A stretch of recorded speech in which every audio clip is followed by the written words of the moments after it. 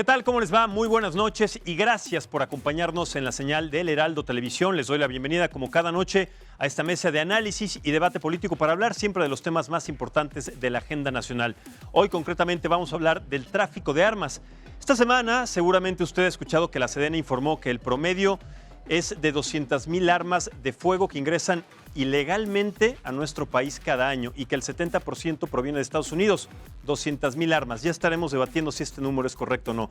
Por eso yo los invito también a que se queden con nosotros, sobre todo también para analizar cuáles son las implicaciones políticas y sociales que tienen que ver y que involucran los recientes ataques en los Estados Unidos y particularmente en la ciudad del Paso, Texas, hace algunas semanas. Vamos a analizar estos temas. Soy Maximiliano Espejel. Bienvenidos. Comenzamos.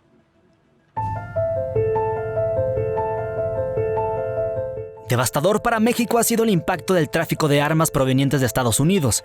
Así lo señala el Instituto Center of American Progress en su reciente reporte Más allá de nuestras fronteras. En él señalan que cada año cerca de 213,000 armas de fuego son transportadas ilegalmente hacia territorio mexicano y los índices de crímenes han ido en incremento. En México, los datos oficiales del Sistema Nacional de Seguridad Pública confirman que en los últimos años más del 70% de los homicidios en México fueron cometidos con armas de fuego y la cifra sigue subiendo. Estados Unidos exporta de manera ilegal una cantidad importante de armas, municiones, explosivos y partes de armamento a México. Dichas exportaciones, conformadas tanto por armas de fuego como por componentes diversos, superan los $40 millones este último año. Sin embargo, y aunque el tráfico de armas vaya en aumento, el decomiso va a la baja. La Secretaría de la Defensa Nacional revela en el informe El tráfico legal e ilegal de armas a México que los decomisos de armas en manos de la delincuencia disminuyeron casi un 75% de 2012 a 2017. Los incrementos en el tráfico de armas y la ineficiencia para su detención y decomiso han hecho que los mandatarios de Estado entren en un conflicto de interés. Tal es el caso del presidente Andrés Manuel López Obrador, que en conferencia de prensa había hecho referencia a la masacre ocurrida el pasado 3 de agosto en El Paso, Texas, donde argumentó que hubo acuerdos con Estados Unidos para la introducción de armas a México, como lo había hecho hace 2 sexenios el expresidente Calderón. Hubo en un tiempo hasta un acuerdo, inclusive confidencial, clandestino, para introducir armas a México. Ante esto, Calderón aseguró que el tráfico de armas había aumentado desde el 2005 gracias a que Estados Unidos expiró la ley que prohibía la venta de armas de asalto, pues criminales tuvieron mayor acceso a ellas. El actual sexenio ha dejado de manifiesto que no tendrá acuerdos con Estados Unidos para la introducción de armas hacia México. El presidente López Obrador hizo un llamado al mandatario de Estados Unidos a adecuar su ley de armas a la realidad a fin de controlar la venta indiscriminada y su tráfico a México.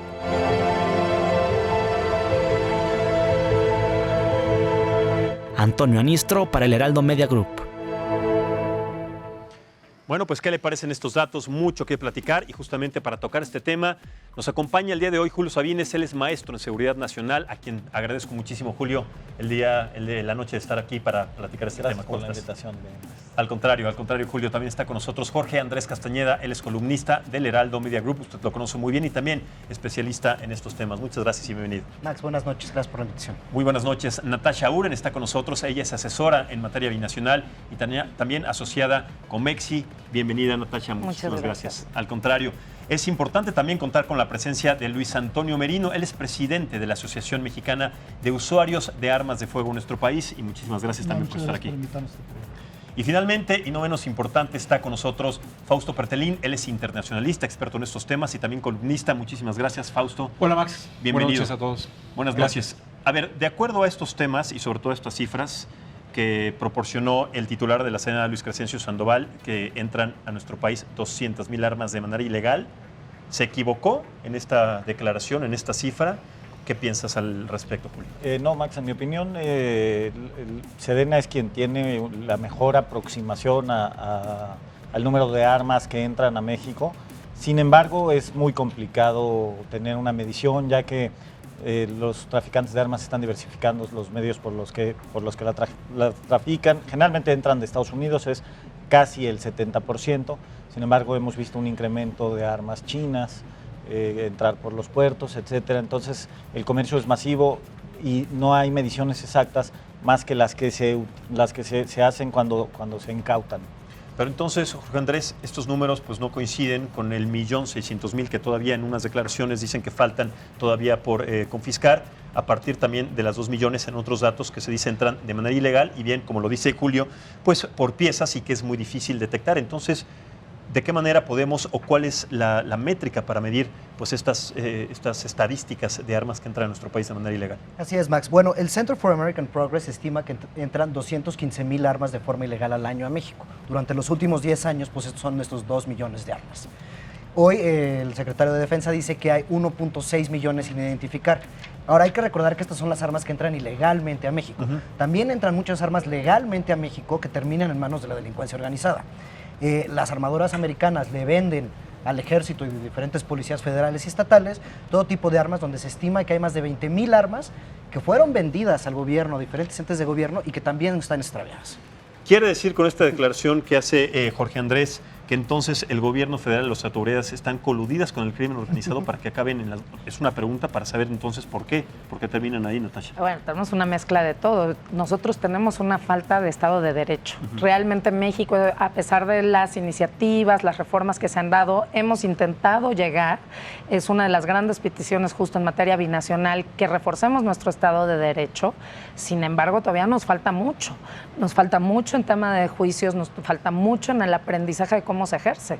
Entonces, evidentemente, estas armas caen en manos del crimen organizado y acaban, como sucedió en su momento con Iniciativa Mérida, con Rápido y Furioso. Un arma puede pasar de la frontera completamente desapercibida y acabar en el sur de la frontera, ¿no? Correcto. La segunda enmienda en los Estados Unidos establece que cualquier ciudadano estadounidense, demostrando su mayoría de edad y su nacionalidad, tiene derecho a comprar un arma de manera legal a partir de los 18 años, en algunos casos a los 21 años. Muy diferente de las leyes en nuestro país. ¿Consideras que eso debería ser en nuestro país muy parecido a los Estados Unidos? ¿O qué es lo que se tiene que hacer para legalizar o para determinar pues una contundencia en estadística, sobre todo el ingreso de armas de fuego en nuestro país? Primero que nada, se tiene que regularizar la venta legal de armas de fuego, porque de esa manera tienes los datos precisos. Siempre hay estimativos de que entran millones de armas de fuego de manera ilegal, pero como tienes un control regularizando la venta legal. En México, como habíamos dicho en programas anteriores, pero existe, la Sedena tiene este proyecto. Tiene un proyecto que está empezando a abrir nuevas tiendas, pero de momento solo hay una en funciones y por ese motivo está restringiendo que los ciudadanos mexicanos hagan o tengan el derecho a tener una arma de fuego en su domicilio, y estás creando o fortaleciendo un mercado negro de armas por tanta restricción que hay para comprarlas legalmente. En este sentido, sí se requiere que se libere la venta legal porque, a final de cuentas, se fortalece el mercado negro de armas. A ver, abramos este debate, Fausto. ¿Consideras que entonces esta situación que se vive en los Estados Unidos y con estos ataques que se presentan continuamente tienen que ver, sí, con esta protección al usuario, al consumidor, de que pueda comprar estas armas? ¿Se tendría que cambiar esta parte de la segunda enmienda? ¿Qué es lo que tendría que suceder? Tomando en cuenta de que esto sí sucede en Estados Unidos, pero en México también. ¿Por qué no hablamos de lo que sucede en México, de los ataques que también suceden en nuestro país y con armas ilegales? Bueno, a ver, en Estados Unidos tener el arma es de alguna manera pues normal, ¿no? Natural. Sí, es muy difícil desde México, ¿no?, explicar el por qué en Estados Unidos es algo natural, cómo tener una credencial de elector, cómo tener un acta de nacimiento, tener un arma. El gran problema aquí es 1999, cuando hay un crimen multitudinario en Columbine, y ahí empieza a detonarse lo que hemos venido viendo en los últimos años y particularmente lo que pasó hace un par de semanas en El Paso.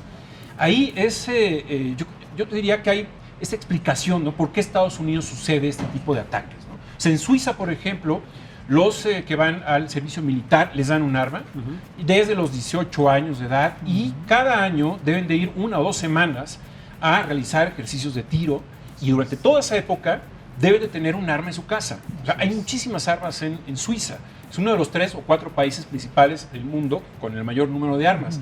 Pero y con menor incidencia. Sí, no la hay. O sea, han ocurrido pocos casos en donde una persona pues, dispara y mata en Suiza con esa arma que le da el ejército. Sin embargo, la gran pregunta es la pulsión. O sea, ¿por qué en Estados Unidos existe esto? Y esa es la gran interrogante. Aquí también se presta mucho a la manipulación, como Donald Trump, en donde, bueno, ya determinó que estaba mal de la cabeza el tirador del Paso. Y hay que decir, ya cuando preguntas en el caso de México, que también la Constitución mexicana permite tener armas en la casa, es junto con Guatemala, junto con Suiza, junto con Estados Unidos, esos son países que sí lo permiten.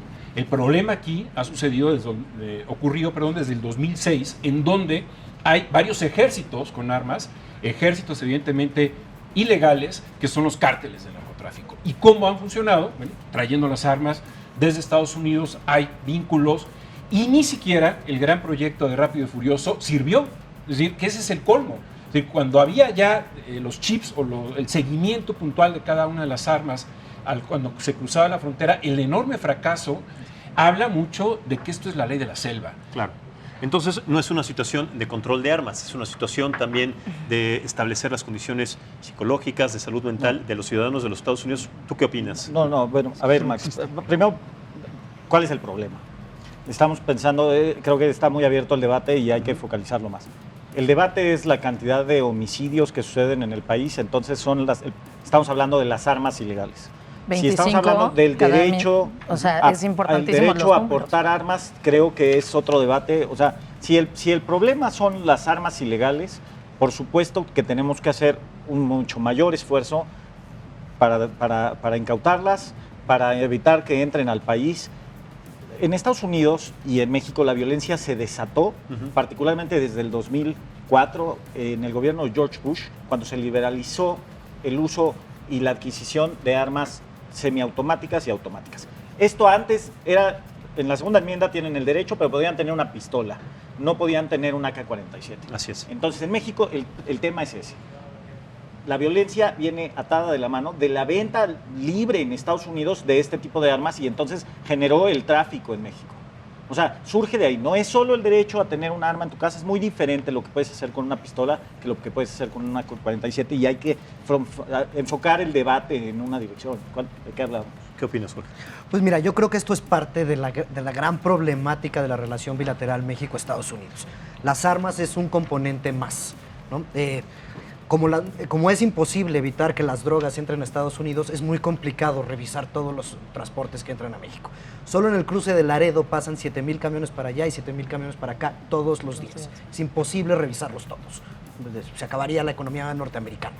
Entonces, y tampoco podemos desde México cambiar la segunda enmienda constitucional en Estados Unidos. Es de las cosas que más les importan a los americanos.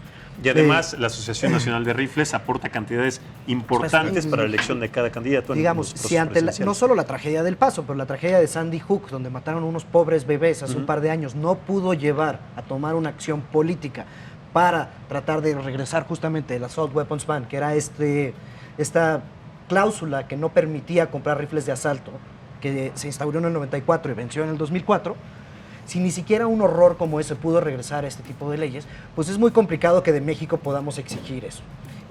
La verdad, o sea, es una gran problemática, pero yo creo que es parte de la relación bilateral y de la problemática entre los dos países. Mencionaba hace rato el estudio de Beyond Borders del Centro Americano para el Progreso.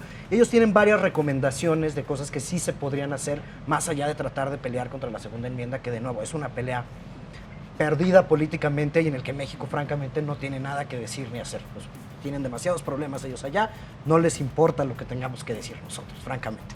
Pero sí, por ejemplo, se puede hacer un crimen federal en Estados Unidos, la compra ilegal de armas. Lo que llaman el swap buying, que es que yo no puedo comprar armas porque soy mexicano, entonces te digo, Max, aquí tienes $10,000, tú vas a la feria, compras las armas y me las das. Si eso se volviera un crimen federal en Estados Unidos, habría una posibilidad de por lo menos detener una parte de este tráfico de armas. Otro es hacer el aviso a la ATF, a la Asociación Nacional del Rifle. No, a la agencia gubernamental encargada del tabaco, Arms, Tobacco and Firearms, cada vez que se hace una compra de más de 2 o 3 armas largas. Cuando se hace una compra de 2 o 3... Por individuo. 2 o 3 pistolas, se hace un reporte. Pero armas largas, por alguna razón, no se hace. Entonces, simplemente que se cree un reporte y que se cuente con esta información para poder desmantelar estas redes, porque son las mismas redes del narcotráfico, del tráfico de personas, de contrabando, que están operando en la frontera porque es una de las fronteras más dinámicas del mundo. No. Y además es uno de los negocios más redituables, como también tratar o imponer una estrategia para detenerlo, Natasha? A ver, a mí me gustaría regresar a lo que decía Jorge, sobre el ATF, que es importantísimo. También el Government Accountability Office sacó un reporte donde dice que el ATF no está compartiendo información con nadie. Sí. Entonces, sí hay una obligación de materia de seguridad, que fue uno de los grandes logros que tuvo Calderón, ¿no? De los pocos logros de tener en seguridad, poder intercambiar información, pero el ATF decide porque se le antoja y porque quiere, guardo mi información. Y no solo no nos la comparte a México, no se la comparte a ninguna de las otras organizaciones en los Estados Unidos. Entonces, eso dificulta muchísimo cuando tú tienes ICE, ¿no? Que es Customs Enforcement, que es, normalmente pensamos en ICE, migración, deportaciones, nada más. No, ICE tiene también una parte fundamental en este tema del control de armas, porque es lo que pasa por tus fronteras, es el Customs Enforcement, ¿no? Son las aduanas que diariamente están viendo qué se trafica o qué no se trafica. Pero si la ATF no informa que, por ejemplo, llega un dealer que tiene una tienda y le robaron la tienda, que eso es una de las cosas que sucede muchísimo en este tráfico ilegal de armas. Las armas desaparecen porque empieza a salir robo hormiga de estas tiendas, el dueño decide no reportarlas para no tener problemas, la ATF no se entera, después cuando cae, pues ¿de dónde salieron? ¿Quién sabe en qué tienda estaban? Y la ATF, si llega a tener control de estos reportes, no va y le avisa a ICE, oigan, hay que buscar porque hay tantas armas desaparecidas en el territorio. Se guarda la información. O sea, sí es de las cosas más fuertes cuando no existe la cooperación, inclusive en los mismos Estados Unidos, cómo pretender que quieran compartir información con México. Es una situación muy compleja. Hoy Marcelo, o sea, hace unas semanas anunció que vamos a comprar mayores aparatos para que pasemos en las fronteras, etcétera, etcétera. Sí. Yo no sé, yo supongo que muchos de los que estamos aquí presentes hemos cruzado una frontera por coche o a pie. Si me piden el pasaporte, bien me fue. Yo paso a México como se me antoje, no es la misma historia que yendo para allá. Totalmente. Entonces, habla de, vamos a poner estos no retenes, estos aparatos que detectan armas. El problema, regresamos a lo mismo. Si tú vas rompiendo el arma de un lado al otro, ¿no? Y entonces a ti te doy el cañón, a ti te doy la parte de... ¿Quién las va a detectar? Nadie. Van a pasar como un pedazo de metal que está pasando a través de nuestra frontera. Entonces, realmente México sí tiene que decir en la mesa, sí puede entrar en las mesas de negociaciones con los Estados Unidos, sí creo que tiene lugares donde puede doblarle, ¿no? Las manos a los Estados Unidos para empujar, aunque Jorge diga, pues lo veo difícil, si una masacre así no funcionó. Creo que tenemos tratados que vienen, pues primero de seguridad cuando cayeron las Torres Gemelas, tipo ASPAN. O sea, la única frontera por donde nunca ha cruzado un terrorista es la de México. O sea, el único terrorista que ha ingresado por frontera fue por Canadá. Así es. Nosotros hacemos muchísimo en materia de seguridad para los Estados Unidos y creo que tenemos el mismo derecho de exigir que esa cooperación y esto que estamos nosotros frenando y esos visados que nosotros frenamos, bueno, ustedes tienen que hacer algo al respecto del tráfico. Eso estoy convencida. Sí, pero estamos a expensas de lo que diga y lo que dicte el gobierno de los Estados Unidos y más si Donald Trump se levanta o no de buenas. Y lo digo a partir de los tratados comerciales, de la imposición de la Guardia Nacional en la frontera sur, para que sí, a partir de eso, pues sea una implicación también directa para que se cierren estos tratos comerciales. En fin, se antoja complicado una situación en ese sentido, ¿no, Natasha? Sí, no. A ver, sí tenemos aliados en los Estados Unidos. Justamente 41.7 de las armas que entran vienen de Texas. Son uno de nuestros aliados comerciales más fuertes. El simple estado por sí mismo, Arizona, constantemente incluso ves a la gobernadora yendo y viniendo de la frontera, haciendo tratados, porque es una gran metrópoli en realidad. Entonces, creo que nosotros pensar que tenemos que dialogar con el presidente de los Estados Unidos, que ahí es donde vamos a encontrar los acuerdos, estamos equivocados. Si nosotros partimos a empezar a hacer negociaciones a niveles locales con los senadores locales, o sea, no el senador local, sino el senador representado en Washington local, empezamos a dialogar a esta base, un poco como lo que se está pretendiendo con el TEMEC hoy, cuando SEADE está saliendo a negociar con los congresistas demócratas, tratando de mostrarles lo positivo. Creo que nosotros, o sea, si vamos a esa base, dejando a este lado al presidente de los Estados Unidos, pero creo sí que tenemos hace, dónde. Sí se hace. O sea, sí hay Sí. actividades, hay colaboración entre Claro. gobernadores fronterizos. No, si hay colaboración, el problema es Congresistas, más bien sí. vamos a empujar y a convencerlos que pasen una reforma de mayores control de armas en los Sí. Estados Unidos, que regresemos a un esquema quizás, vámonos, no dejó la enchilada, como dicen los americanos, pero regresemos a lo que había previo al 2004. Podría funcionar. A ver, Luis Antonio, tú estás evidentemente de acuerdo con la aportación de armas de fuego en la defensa propia. Ahora, en estos también crecientes acontecimientos que pasan en nuestro país, de diferentes ataques también en lugares, en bares, en chelerías, en diferentes lugares, y que además también en Estados Unidos se incrementa la venta de armas a partir de estos ataques, ¿tú consideras que también es necesario armarse para defenderse en nuestro país? Aquí ¿Considerarías, un tema muy tomarías esa importante. postura? Sí, bueno, obviamente estoy a favor. Pero, digo, aquí hay un tema que siempre se está criminalizando al ciudadano y siempre culpamos a las armas de fuego de la violencia.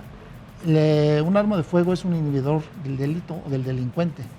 Dice en un estudio de John Locke que entre más armas, menos crimen. Aquí, en la situación actual del país, hay mucha restricción en cuanto a la compra y venta de armas. La situación de la violencia, tanto pasa como en Estados Unidos, a menor escala, y en México tenemos tiroteos todos los días hay muertos, todos los días hay balaceras y en diferentes puntos del país. Nos espantamos mucho por lo que pasa en la frontera, pero no nos fijamos mucho en lo que pasa en nuestro país.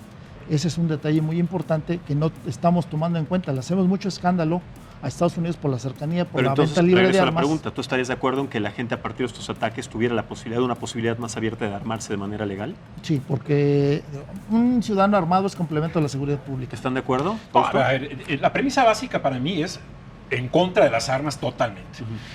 En un escenario muy utópico, muy idealista, ¿no? Pues sí, funcionaría muy bien de que me ven con arma y no me van a asaltar. Pero estamos en realidad rebasados por la muerte. Llevamos 3 sexenios rebasados por la muerte. Más armas es más muerte. Y que la educación, por favor, no existe una educación para portar armas en este país. A partir Es del una situación 71, entonces de educación. anteriormente. No, si solo, uno a ver, utiliza yo estuve en el ejército israelí, no es un tema de educación, ¿eh? Bueno, Te enseñan no, muy pero a bien ver. cómo manejarlo. Y Pero- no es un tema pero de... en Israel. A ver, no es un tema, por eso digo, de educación.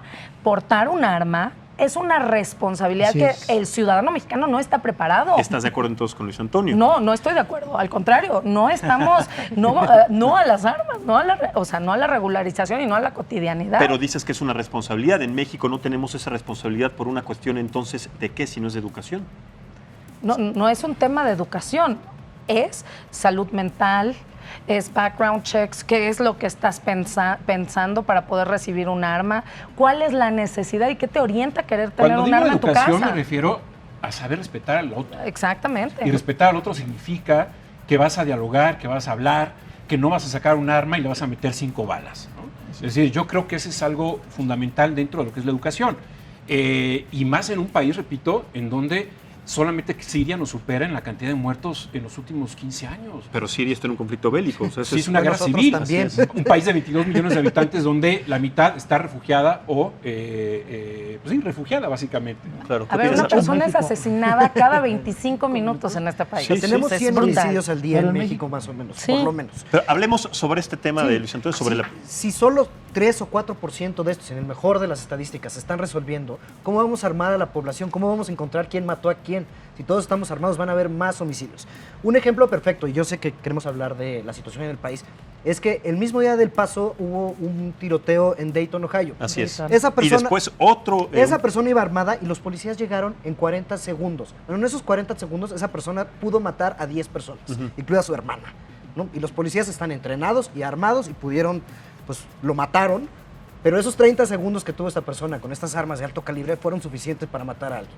La teoría del vigilante, del soldado en cada uno de nosotros que va a evitar el crimen, pues está totalmente desacreditada. No es cierto. Con estas armas podría haber estado Rambo o 20 soldados israelíes como Natasha y con él y que trataran de desactivar a esa Solo persona. tuve 4 meses. Pero con todo y este entrenamiento y las mejores armas, pues en 30 claro. segundos una persona tiene una capacidad destructiva con estas armas de alto calibre que no hay nada que se pueda hacer al respecto. No podemos estar armados de esa forma. Esas armas son para el ejército. En Israel las usan para el ejército y podemos, creo que no es el tema de hoy, discutir si eso es legítimo o no. No, pero son un ejército que tienen... Yo estuve en el ejército, en Irak, en Afganistán. Yo sé usar una de esas armas. No te calles. ¿Qué opinas, Julio? Max, por eso me importa tener claro el debate.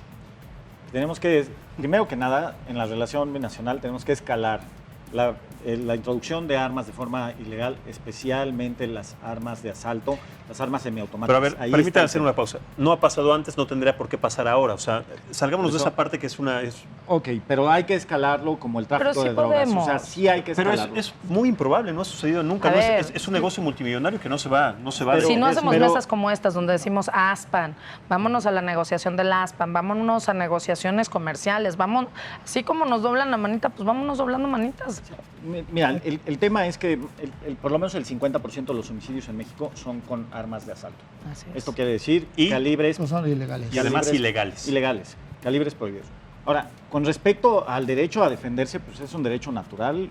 O sea, cada quien debería de tener los medios suficientes para defenderse, de lo que sea. Y esto incluye constitucionalmente nuestro derecho a tener armas en nuestro domicilio. Pero es muy diferente hablar de tener una pistola. A estos multihomicidas y a estos grandes grupos del crimen organizado no se les detiene con una pistola. Entonces, es clarísimo. Incluso por eso nuestras policías municipales no pueden hacerles frente a las grandes organizaciones criminales. Recientemente hemos estado viendo videos terribles de cárteles amenazando entre ellos con rifles calibre 50. Esto es sobre lo que tenemos que tener claros que nadie en México quiere. O sea, ni quienes piensan que tenemos los ciudadanos el derecho a defendernos y a tener un arma en nuestro domicilio, ni quienes piensan que no. Lo que tenemos todos claro es que nadie debe de tener un rifle calibre 50 ni una AK-47 en su casa. No la necesita. ¿Cómo se debate entonces ese argumento? O sea, con un arma de mano no puedes hacer una guerra. Eso estamos todos de acuerdo. Aquí tenemos un problema de educación. Tu posición es para defenderse. Mi posición es la legítima defensa. Eso no es hacerse justicia por propia mano, se llama legítima defensa. Lo que nosotros como asociación promovemos es el uso responsable del arma de fuego. En México se perdió la educación y la cultura de armas desde 1971. Pero Natasha dice que no es un tema de educación. En México todos los ciudadanos después de los 18 años que cumplan su servicio militar son militares en reserva para defender al territorio en caso de una cuestión de guerra o para defensa del interior de México. Hasta los 45 años. Hasta los 45 años. Y de hecho los ciudadanos después de los 45 años se supone que tendrían que formar la Guardia Nacional. Entonces sí tenemos un problema de educación. Supuestos, ¿no? Suponemos también que el Ministerio Público actúa bien. Suponemos que el ser humano pero en vivimos México... en un país corrupto donde todo lo compras con dinero. Qué bueno que tocan ese tema. Entonces, vamos a hacer una suposición. Entonces, ¿cómo le das una? Sí, es que es un derecho... Es que aquí confundimos tanto la legítima defensa como hacer la guerra y estamos criminalizando a los ciudadanos. Estado de Derecho, pero al final de cuentas estamos culpando tanto a las armas y criminalizando al ciudadano honesto que quiere defenderse porque ya lo secuestraron, ya lo extorsionaron, ya le están cobrando piso. O sea, la situación de seguridad es insoportable. ¿Y qué se supone que alguien que le está cobrando piso debería de ser? Tengo un arma y entonces llegas y te disparo. Es que entonces dejemos que nos secuestren, le quitamos las armas. Toda persona como militares o policías entonces si tienen un arma deben de ser entonces asesinos en potencia o ¿cómo los consideramos? Porque entonces le estamos quitando el derecho a los ciudadanos a defenderse. Pero no puedo matar a una persona. Pero no se trata de matar. Ni siquiera se trata de legítima defensa. Yo entiendo la posición de Luis Antonio. No se trata de matar, se trata de defenderse ante una agresión. Sí, si tú me agredes, lo más natural es que yo me defienda. Obviamente no va a haber una autoridad que te va a defender en el momento que te suceda un crimen, te estén asesinando, te quieran secuestrar, o si sales en la noche de trabajar, vais caminando por la calle y te suben a un vehículo o te secuestran. A ver, antes de ir al corte, ¿qué opinas, Fausto? No, o sea, yo insisto, yo creo que son escenarios muy, muy lejos de la realidad. Un país como México, en los últimos 3 sexenios, hemos tenido más armas que seguridad social, o hemos tenido... Yo creo que no existe una restricción bastante crítica, uno de los países más restrictivos. No existe el Estado de Derecho. Aquí en México hay 4,000 licencias de armas autorizadas y 4 millones de armas legalmente registradas. En periférico, cuando una persona va caminando, ¿no? Y de repente saca un arma y hay 80 automovilistas, todo el mundo paranoico, entonces vamos a sacar todas las armas. No se trata de eso, se llama legítima defensa. Y una persona que tiene una actitud violenta con un arma es un delincuente, no es un ciudadano que se está defendiendo. Y hay que yo insisto que es muy, muy lejos de la realidad. Diferir tanto una persona honesta como de un delincuente. Yo prefiero la cultura de la paz y la educación que la cultura de la muerte a través de las armas. Anterior al 71 había una cultura de armas. Yo hablo del siglo XXI y del 2019 hacia adelante, porque hacia atrás pues ya no existe. Sí. Bueno, vamos a dejar pendiente este tema, sobre todo este debate que me parece muy interesante. Se pasó rapidísimo la primera media hora. Vamos a hacer esta pausa muy breve y regresamos en esta mesa de análisis político. Estamos hablando de las armas ilegales que entran a nuestro país, de esta idiosincrasia que tiene que ver, sí, tal vez con la educación, con la responsabilidad de portar armas de fuego, con todo lo que involucra. Hacemos esta pausa y seguimos platicando y analizando este tema. Gracias por continuar con nosotros en esta mesa de análisis y debate político. Estamos hablando acerca del control de armas que ingresan de manera ilegal de los Estados Unidos a nuestro país y todo lo que esto implica. Antes de seguir con esta plática, si les parece, vamos a escuchar las palabras del presidente de México, Andrés Manuel López Obrador, también cuando habló al respecto. Bueno, antes de tener este video, lo están procesando, lo están teniendo ya listo. Vamos a retomar entonces este tema sobre el Estado de Derecho, que no existe, y comparando. Fausto decía que no es comparativo con Israel, que se está perdiendo en los Estados Unidos, que aquí en México no existe. Entonces, ¿cómo generar pues una idiosincrasia a partir de este tema de derecho? A ver, antes de contestar esta pregunta, ahora sí ya me avisa producción que está listo este video en donde vamos a escuchar las palabras de Andrés Manuel López Obrador al respecto. No se permite ningún acuerdo como era antes con el gobierno de Estados Unidos para la introducción de armas a nuestro país. Hubo en un tiempo hasta un acuerdo, inclusive confidencial, clandestino, para introducir armas a México. Eso no se ha permitido. Desde luego, estamos combatiendo el tráfico de armas, somos muy respetuosos de lo que decidan otros gobiernos, pero pensamos que estos lamentables hechos que se presentaron en Estados Unidos deben de llevar a la reflexión, al análisis y a la decisión de controlar la venta indiscriminada de armas. Entonces, a ver, Jorge, alcanza con ser, Jorge, y luego voy con Julio, alcanza con ser respetuosos sobre lo que decían los otros países, en este caso, y de manera concreta los Estados Unidos, para que esto se detenga. Digo, yo coincido con Natasha que hay que ser mucho más activos. No sé qué tanto vayamos a lograr, pero sí hay que ser activos. Ahora, por trágico y terrible y espantoso que fue lo del Paso, no nos olvidemos que unos días después en México mataron a 18 en Uruapan y el señor seguía vendiendo las hamburguesas mientras estaban unos colgados. Entonces, por terrible que sea lo de Estados Unidos, vivimos en una situación muy complicada y muy diferente en México, donde justamente es lo que mencionaba Julio. Fausto, perdón. No hay Estado de Derecho. Entonces, con armas, sin armas.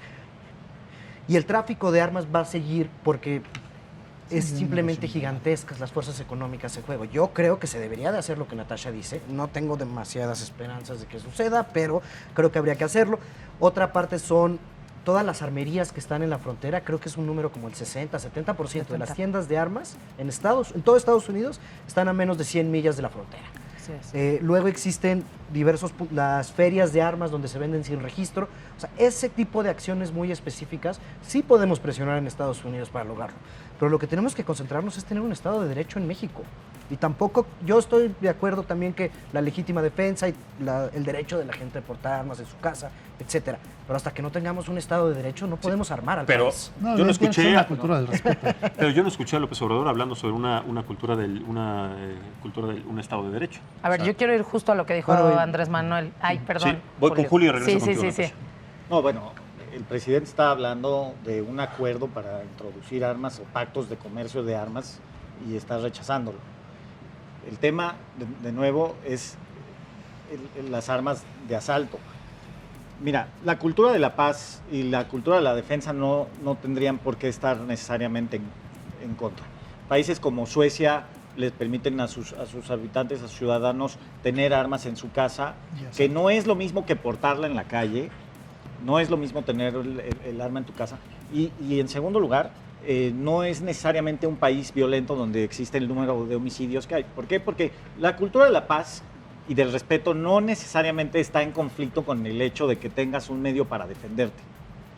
Aunque, por supuesto que un arma sirve para atacar. Entonces, primero de eso hay que distinguirlo. Pero el gran problema de México, cuando el 70% de las armas incautadas en enfrentamientos con el crimen organizado provienen de Estados Unidos y cuando más del 50% de los homicidios se utilizan esas armas de asalto, entonces tenemos muy claro cuál es nuestro problema. Nuestro problema es la venta indiscriminada de armas de asalto en Estados Unidos y la importación ilegal a México. Entonces, eso es lo que tenemos que combatir y ahí está la clave. Pero a ver, en el plano jurídico, y ahorita regresando contigo, si yo tengo una arma, una pistola, o sea, esta suposición, en mi casa, se mete un tipo a asaltarme, a matarme, a secuestrar a algún miembro de mi familia, yo tomo esta pistola, lo mato, jurídicamente en el problema en el que me meto. Entonces, ¿quién está para defenderme de mí, o sea, de alguien que se defendió para evitar una agresión? O sea, eso sería normal en cualquier otro país del mundo, ¿sí? Pero estamos hablando de México. De México. En México, hoy por hoy, si eso llegara a suceder... Pues, es que eso sucede. Eso sucede, pero al final el juicio que yo voy a enfrentar por haber utilizado esa arma en legítima defensa, o si el criminal dio más lana, si está coludido. No, si ya lo maté. Lo maté en mi propiedad porque entró a secuestrarme, a asaltarme. Si la familia tenía del criminal, pues igual y sale, o sea, el que acaba en la cárcel eres tú. O sea, en este país que no hay un Estado de Derecho, no podemos ni siquiera plantearnos escenarios de defensa. Entonces, ¿para qué vamos a tener...? A ver, y también tenemos un Estado que 54 millones están en extrema pobreza. ¿No? O sea, no nos equivoquemos. Y no quiero justificar y decir, es que el pobre roba porque no tiene que comer.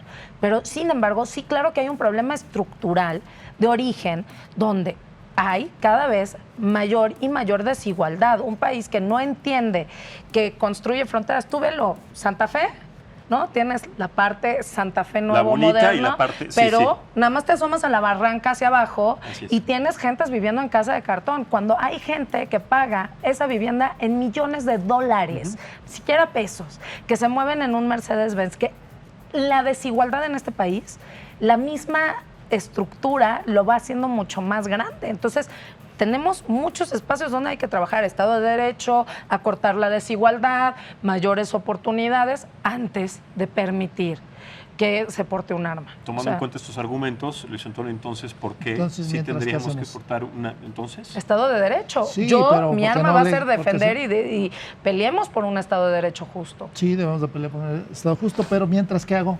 Si me secuestran o me asesinan. Exacto. Entonces, mientras... Por eso es justicia por tu propia mano. No se llama legítima defensa. Si te secuestran...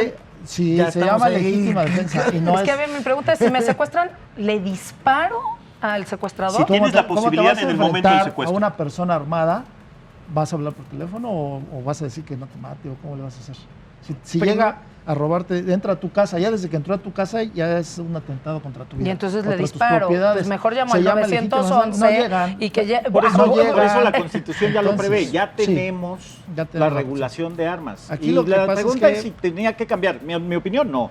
En mi opinión, ya tenemos una regulación, ya nos podemos defender, ya podemos ir a la Sedena a registrar nuestra arma, ya podemos tramitar las licencias que tengamos que tramitar. No, pero espérame, ese procedimiento, quienes lo han hecho, quienes lo conocen, es más tedioso que ir a pedir un permiso de importación finlandés. Y así debiera ser con un arma. Debe de ser un proceso tedioso donde, como ya lo dijeron, es que eso ya existe. Tiene una alta responsabilidad quien la tenga. Entonces, eso no está mal y además le permite a la autoridad, al gobierno, quien sea, tener un registro de quién las tiene y por qué las tiene y qué arma era y qué número de serie tiene esa arma. Eso ya está, eso no hay que cambiarlo. Eso ya está. Mira, a ver, yo creo que hay varios elementos de lo que se ha comentado. Primero de ellos hay una simetría en el hecho de que si un delincuente se mete a la casa y tiene un arma que es ilegal y la mía es legal, ahí hay una asimetría totalmente que habla de la ausencia del Estado de Derecho. El segundo elemento me parece que el país como tal está ya muy rebasado, o sea, ya no son balas. Ya se habla, como decía Jorge, descabezados. ¿No? Es decir, ya hemos escalonado, ya estamos entrando en un estadio, ¿no?, de una crisis humanitaria. Pero que además nos parece cada vez más normal. Bueno, cohabitamos ya en una serie en un país donde hay muchos ejércitos armados, que son los cárteles, y que de alguna manera, pues bueno, desde la colonia Condesa quizás se está hablando de otros temas, pero estamos en el país México. Y creo que sí, hablar de Estados Unidos, de lo que ha sucedido, como bien comentaba Jorge, que a los 3, 4 días en Uruapan, más descabezados, creo que primero habría que arreglar las cosas aquí, ¿no? Y yo creo que sí ya está rebasado. Perdón, solo quiero, sobre lo que dice Fausto, y me parece muy importante, el tratamiento que le está dando a los cárteles, como ejércitos, fuerzas de combate irregulares. Y esto quiere decir que para neutralizarlas tendremos que legislar especialmente para que no se les trate como criminales, sino como fuerzas irregulares, y autorizar a nuestras Fuerzas Armadas a combatir en contra de ellos sin las restricciones que tiene hoy el Código Penal de que se les trata como criminales y se les tiene que arrestar. Si tú tienes un rifle calibre 50 y estás disparando, compadre, te debes de enfrentar al Estado con toda su fuerza y con todo su poder, y para eso hay que neutralizarlo. Bien lo dices, Fausto, son fuerzas irregulares. Pero cómo permea en la piel social. Es decir, ya también se le ha estigmatizado, ¿no?, a los líderes de los cárteles como figuras del espectáculo, como figuras sociales, ¿no?, que llegan a un pueblo y ayudan a la población, y entonces los 200, 300 o 500 personas que viven en ese poblado, pues se inclinan hacia esa persona para agradecerle, porque están ganando 100 veces más de lo que pudieran haber ganado en una economía. Hablando de términos, fuerzas irregulares, así lo están determinando. ¿Por qué no terroristas? Así le dijeron también, al sujeto que mató a Patrick Crucius, a estos mexicanos en este ataque. Es un atentado terrorista. ¿Por qué los de aquí no son terroristas? No, también. Pero dicen fuerzas irregulares, es distinto que un terrorista. Porque son agrupaciones que utilizan el terrorismo. El terrorismo es un medio tipificado, sí, pero el terrorismo es el vehículo, y el grupo, la agrupación, es la fuerza. Y digo irregulares porque no son ejércitos uniformados, identificables, conforme a los tratados internacionales que debe de cumplir una fuerza militar. Entonces les conoce como irregulares, pero son ejércitos. O sea, son ¿Y por qué no se les da el mismo tratamiento entonces, Jorge? Y debieran ser terroristas también, por supuesto, claro, lo que hacen. Estados Unidos fue un crimen de odio, ¿no? O sea, sí es un terror, ¿no? El terrorismo como tal tiene que ver mucho con desestabilizar al Estado. En el caso de lo que sucedió en El Paso, sí es un crimen de odio, porque claramente hay un manifiesto. De aquí voy a buscar a mexicanos o hispanos. Sí, y que por cierto replica mucho los códigos lingüísticos que utiliza Donald Trump en sus Twitter. Utiliza el mismo lenguaje, pero bueno, regresando un poco al tema, ¿no? A ver, yo estoy de acuerdo con Julio en la parte de que el problema son las armas que entran de Estados Unidos, no nos distraigamos con más cosas, pero sí estoy totalmente en desacuerdo de que pues, son ciudadanos mexicanos, podemos considerarlos criminales o no son criminales, es una cosa bastante ambigua, está más que comprobado que la presencia del ejército y de la marina en las zonas de conflictos no hace más que disparar la tasa de homicidio. Estamos verdaderamente... No está comprobado. Está comprobadísimo por los artículos de Catalina Pérez Correa, de Alejandro Madrazo, publicados no están artículos académicos, revisado por pares, está publicado y comprobado. Aumenta la letalidad. ¿Cómo aseguras que está comprobado? ¿Por qué no estás de acuerdo? Por estudios académicos validados, publicados por instituciones como el CIDE en México. Estás criticando al CIDE, simplemente no estoy criticando es la visión de ellos y es el spin que le dan. No, tú le puedes dar al mismo artículo un spin distinto. No, las estadísticas lo muestran sin lugar a dudas. Y seguir militarizando y llenando de más armas el país solo nos va a traer más muertos. A ver, hoy la principal causa de muerte para los hombres entre 18 y 30 años es el homicidio. Ya no es los accidentes en coche, no son causas de salud, es el homicidio. Estamos ante una crisis humanitaria y lo último que podemos hacer es conseguir a más gente con más pistolas para ir a perseguir a otra gente con más pistolas. Eso solo va a acabar en más gente colgada de puentes en Uruapan. La cultura del Rambo, ¿no? Sí. A mí me gustaría también tocar otro tema que no hemos tocado, ¿no? Y como se nos va a acabar el tiempo, pero es la frontera sur. O sea, estas armas llegan hasta la frontera sur, ¿no? Y cuando Trump, por ejemplo, critica tanto la migración, gran parte de la causa de la migración son las armas que están entrando en Honduras y El Salvador. Esas armas que están utilizando las pandillas, que están aterrorizando a la población, también son quienes nos están levantando a esta gente para ir subiendo. Este dilema humanitario en los 80 se desclasificó Irán Contras, ¿eh? Claro. Dilema humanitario de la las migración. armas llevan ahí 40 años. Algunas también, pero también llegan, estas armas que están llegando desde el norte, están llegando hasta el sur.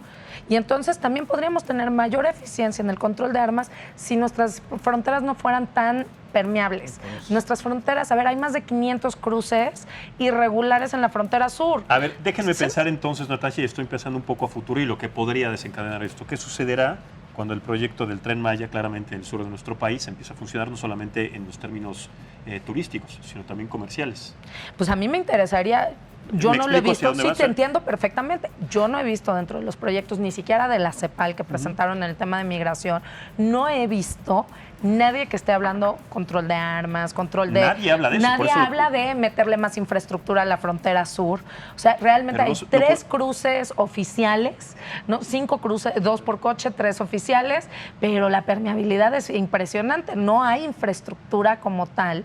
Por eso también vemos este desorden. Entonces, ¿qué va a empezar a suceder? Pues esos mismos megaproyectos van a traer de todo por todos lados, drogas, claro. y lo que sí podría ser, porque no lo hemos hablado, mayor facilidad en la transportación de ellos. A eso me refiero. ¿Podría ser entonces este mecanismo, este proyecto tan ambicioso también un mecanismo para el transporte libre de drogas, de armas en el sur también de la República Mexicana? Mira, yo creo que, yo apostaría mucho a la tecnología, ¿no? Yo creo que en este caso los chinos ya están de alguna forma en un estadio mucho más avanzado que el nuestro. Y primero hay que, de alguna manera, meterle mano al tema del Estado de Derecho, insisto, ¿no? El tema de la corrupción, el tema de la seguridad, el respeto del ser humano como tal dentro de la Constitución. Pero si no hay un ejercicio profundo en nuestro país para hacer ese tipo de reformas y en serio, pues no podemos avanzar, ¿no? O sea, es la cultura de la muerte la que ya está, estamos cohabitando con ella. ¿Qué opinas, Antonio?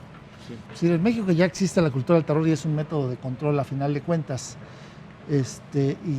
Volvemos al tema, criminalizamos al ciudadano solo por defenderse. Esa mentalidad debemos de cambiarla, porque con toda la restricción que existe, porque si tienes un arma, automáticamente ya hablamos de que ese ciudadano que se quiere defender es un criminal. Sí. Debemos de cambiar ese chip o esa mentalidad, porque no todos los ciudadanos son criminales. Y en México está probado que, te digo, anteriormente en las constituciones y pero mira, anterior si tú haces un ejercicio de ¿sí? marketing, ¿cuál es el top of mind, no? Tú escuchas la palabra arma en México y te pones a temblar. ¿Por qué? Por el miedo, igual porque no cambiamos. Igual en Noruega no. No, pero debemos de cambiar esa mentalidad. Si queremos cambiar, sí, si vivimos en un país a la Coca-Cola que cambie el top of mind de su producto. No podemos. Debemos de cambiar la mentalidad del mexicano, porque todo el mundo habla que el mexicano no está preparado, pero te digo, anterior a 1971 había una cultura del uso responsable de las armas, del respeto, había clubes de tiro, había armerías. ¿Y qué pasó en el era 71 común para que cambiara? Que todos los antecedentes pero políticos también sociales. Quiero y nada hubo más restricción. Quisiera preguntar algo, restricción. porque 1971 tampoco teníamos este tipo de... No teníamos un nivel bajo y aparte nuestra situación con los Estados Unidos y nuestra compenetración y nuestra relación bilateral no estaba como estaba en ese momento. No, pero había más facilidades, teníamos una mejor situación tanto económica vivíamos una situación de desigualdad donde unos decían, nosotros pretendíamos y ahí nos la íbamos llevando, no había levantamiento de estadísticas. A ver, sobre este tema... Entonces, pero hoy estamos en el 2019 y estamos viviendo una relación que es así entre México y los Estados Unidos. O sea, somos la frontera más larga del mundo, somos una frontera comercial, somos quienes les entregamos las drogas. Previo a 1971, no todas las drogas se desarrollaban en este país. Bueno, ¿pero qué pasó en pasaban Estados Unidos por con el Colombia, alcohol? estaban en otras zonas, ¿no? Entonces, la realidad de 1971 no es la realidad del México del 2019, ni cerca de ser. A ver, qué bueno que se toca este tema porque quiero incluir nuevamente en esta mesa las declaraciones de Andrés Manuel López Obrador también sobre este mismo tema, pero por otro lado y justamente en esta tonalidad. Vamos a escuchar. No todo lo que se ve tiene que ver con la realidad. Por eso vemos con precaución, de manera precavida todo esto, las mantas, los mensajes, amenazas. Nosotros lo que sostenemos es que debe de haber respeto a las autoridades. Vamos todos a portarnos bien y no se logra nada con estar mandando mensajes. Si en algún tiempo se exaltaba la balandronada o el ser muy despiadado. A ver, vamos a portarnos bien. Entonces, pues bueno, no es un tema tampoco... Pues ¿Ya nos vamos a portar todos bien? Vamos a sacar más en las pizzas, las malteadas, es un asunto muy importante, es un tema que tenemos que ver con otra realidad. ¿Cómo? Pero mira, el presidente, Fausto y Luis están hablando de lo mismo, y tal vez no se dan cuenta que coinciden. Están hablando de cultura de la paz, en ambos casos. O sea, tú lo ves desde una perspectiva, pero crees que es necesario impulsar la cultura de la paz, Fausto. Y tú también lo ves de forma similar. Al final de cuentas, sí necesitamos cultura de la paz. En Yucatán, en la península de Yucatán, porque es uno de los territorios con menos índice de violencia En la ciudad de Mérida, criminal, concretamente. ¿no? Y Campeche, bueno, la Sí, mitad sí. de lo que hay en Mérida, porque hay una cultura de la paz. Lo que no debemos incentivar es la cultura de la violencia, por supuesto, y no debemos incentivar la cultura de idolatrar al crimen organizado, etcétera. Entonces, ese es el primer paso. ¿Y sabes cómo podemos empezar a fortalecer la cultura de la paz? Luchando contra la impunidad. Cuando los delitos no quedan impunes, entonces podemos avanzar en el sentido de que la paz, porque la gente no siente la necesidad de hacerse justicia por propia mano, sino puede confiar mucho más en sus autoridades y puede confiar mucho más en los vecinos. Entonces, reduzcamos la impunidad. Vamos a fortalecer nuestras organizaciones de investigación criminal, vamos a darles los elementos a la Guardia Nacional, vamos a fortalecer la cultura de la paz y entonces, restándole a la impunidad, podemos llegar a un mejor estado. Correcto, con esto me quedo con tu conclusión, con este argumento. Sí. Coincido en este caso con Julio. En México se resuelven menos del 3% de los homicidios. Si solo nos enfocamos en el crimen de homicidio, digamos, que es el que más devasta comunidades y el que sabemos por lo menos cuántos hay en este país. En Estados Unidos se declaró una crisis en las ciudades en los 90s porque solo se estaban resolviendo el 40% de los homicidios. En México no llegamos al 5%. Hasta que no tengamos las capacidades a nivel local, en las procuradurías, en los ministerios públicos, de resolver homicidios, principalmente resolver homicidios. Cuando se resuelvan los homicidios, podemos ir a las otras partes. Hasta que eso no suceda, vamos a seguir viviendo en este ambiente y en esta cultura de la guerra que mencionas y pues que está devastando a este país, donde yo sí creo que estamos en una situación de guerra prácticamente civil. Correcto, rápidas conclusiones, Natasha. Bueno, a mí, como no quiero repetir, concuerdo, Estado de Derecho, vamos por eso, pero sí me gustaría escuchar al canciller yendo y en lugar de estar pidiendo extradiciones, me gustaría que pida cosas chiquitas, que pida una regulación en las ferias de las armas de los Estados Unidos, incluso con los estados que son más aliados, pues pedirles reduce el número de ferias o ve cómo las controlas, mover de la frontera, como mencionaba Jorge, estas tiendas y estos dealers. Y ver cosas chiquitas y reales también, ¿no? Más reales y chiquitas, pero hablemos de esas. No nos quedemos porque pues todos aplaudieron y dijeron, qué bueno, está pidiendo la extradición. Era algo mediático, claro. Mandar la carta diplomática era una necesidad, pero vamos por cosas que sí pueden cambiar la política pública, que sí pueden cambiar la relación bilateral y regresemos. Yo no me quiero ir a 1970, aunque a veces parece por buenas palabras vamos a regresar a 1970, sí. Pero pues vámonos, 2004 empecemos a tratar de que regresen a portar armas de menor calibre. Yo no quiero ver imágenes como las que me desperté hoy, con unos maleantes, ¿no? Eran como 40 con unas cosas de este tamaño que me aterrorizó. Así es, Luis Antonio. Sí, pues sí. Y sobre también esa fotografía, pues, ¿qué opinas tú sobre todo? Sí, pues una opinión bastante complicada, ¿no? Pero digo, si quieres la paz, prepárate para la guerra. Debemos de concientizar a los ciudadanos en el uso y manejo responsable. En México hay muchas restricciones, no podemos compararnos con Estados Unidos que hay venta libre. En México hay mucha problemática para poder adquirir un arma de fuego de manera legal. Por eso es tan fácil comprarle un arma al mercado negro y por eso se está fortaleciendo, debido a tanta restricción que existe en la actualidad. Correcto. Contigo, bueno, siguiendo un poco con la estela filosófica del presidente López Obrador, de que a veces lo que se ve no es la realidad, yo me remontaría al primer filósofo griego, Parménides, que decía lo que es y lo que no es, no es. Lo que estamos viendo en México es una tragedia, es dantesco y, insisto, creo que ya rebasa el techo, rompe el techo de que si se las balas y las pistolas, no, ya son cabezas. Ya es un acto muy trágico de los cárteles de la droga, pero hay que vincularlo mucho con la pobreza, ¿no? ¿Sí? ¿Por qué? Porque hay estados fallidos dentro de este país. Estados fallidos porque no está el Estado, porque no está, de alguna manera, el compromiso del Estado de preservar primero la seguridad de las personas y segundo, y no menos importante, pues tener la economía un poco saludable. Perfecto, muchísimas gracias a todos. Gracias, Fausto. Muchas gracias, Luis Antonio. Gracias, Natasha. Gracias, Jorge, Julio, gracias. muchísimas gracias. Pero sobre todo, gracias a ustedes por vernos y escucharnos. Los espero mañana a las 9 de la noche en otra mesa de análisis político. Soy Maximiliano Espejel. Hasta la próxima.